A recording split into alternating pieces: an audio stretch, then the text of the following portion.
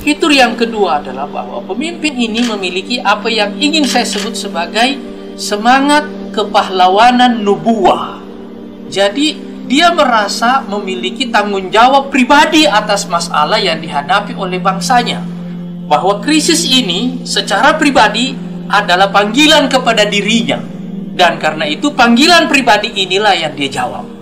Jadi ciri yang menandai para pahlawan yang memiliki semangat nubuwah itu, yaitu semangat pertanggungjawaban, baik kepada Allah Subhanahu wa Ta'ala maupun kepada manusia di zamannya, maupun kepada sejarah, yaitu kepada generasi yang akan datang kemudian. Ini membedakan mereka nanti dengan orang-orang yang melakukan pekerjaan besar di dalam sejarah, tetapi dengan tujuan yang biasa disebut oleh para penulis sejarah sebagai glorifikasi pribadi. Mereka menikmati pemujaan pribadi. Mereka ingin tampil seperti dewa, atau biasa saja dalam literatur orang-orang Romawi mereka ingin disebut sebagai godlike. Jadi mereka ingin tampak seperti dewa. Dan karena itu banyak di antara para pemimpin raja-raja Romawi dulu itu yang menganggap dirinya seperti Tuhan. Dia memang melakukan banyak pekerjaan besar, tetapi pekerjaan besar itu lahir dari motivasi untuk kejayaan atau kemegahan atau kebesaran pribadinya. Berbeda dengan para nabi-nabi. Mereka melakukan pekerjaan-pekerjaan besar itu dan mereka tenggelam di dalamnya. Dan karena itu saudara-saudara sekalian, kita melihat Nabi Muhammad SAW itu tidak ada patungnya.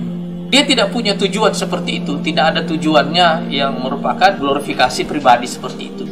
Yang dia lakukan semata-mata adalah kewajiban dia kepada manusia sebagai bentuk pelaksanaan kewajiban dia kepada Allah Subhanahu wa Ta'ala. Jadi pertanggungjawabanlah yang mendorong mereka untuk melakukan itu. Inilah nanti yang membedakan mereka ini. Kalau kita melihat dalam pengertian politik, perbedaan antara dua kelompok yang mungkin sama-sama melakukan pekerjaan besar dengan motif yang berbeda.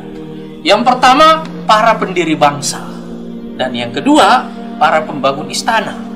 Mereka ini mendirikan bangsa, mengorbankan hidupnya, mewakafkan waktunya, pikirannya, dan seluruh yang mereka punya untuk kepentingan, untuk kebaikan orang banyak, bukan untuk dirinya. Mereka tidak membangun istana untuk dirinya. So, mereka juga sadar bahwa mereka tidak bisa memaksakan generasi yang datang sesudahnya untuk mengingat mereka. Tetapi yang pasti adalah bahwasanya mereka mempunyai kewajiban melakukan apa yang sudah menjadi tugas sejarah mereka itu. Perbedaan antara pendiri bangsa dan pembangun istana ini adalah fitur yang sangat penting yang membedakan antara semangat heroisme murni, semangat kepahlawanan murni dengan semangat kepahlawanan nubuwah. Karena itu kita juga mengenal di dalam sejarah Indonesia misalnya, berapa banyak orang yang nyawa yang hilang, yang tidak pernah kita kenang sebagai pahlawan, tidak dikuburkan di Taman Makam Pahlawan Kalibata. Tapi kita semua menikmati, menghirup udara kemerdekaan karena pengorbanan besar mereka